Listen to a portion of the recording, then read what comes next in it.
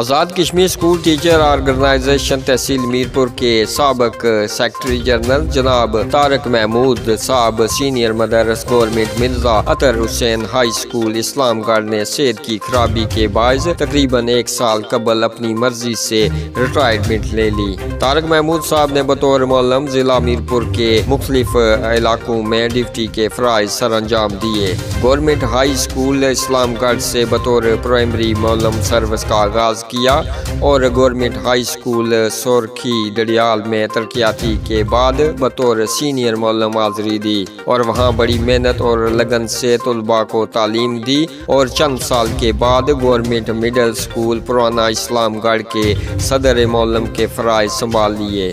وہاں بھی ترقیاتی کاموں میں مصروف رہے۔ پچھلے سال ان کا تبادلہ گورنمنٹ مرزا اطہر حسین ہائی اسکول اسلام گڑھ میں ہو گیا۔ آج وہ اسی ادارے سے ریٹائرڈ ہو رکھے ہیں جہاں سے انہوں نے سروس کا آغاز کیا۔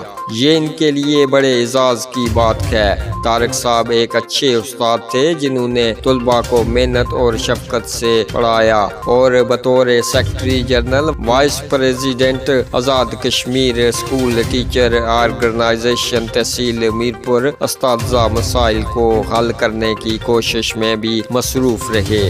اللہ تعالیٰ طارق صاحب کو صحت کامل عطا فرمائے، آمین۔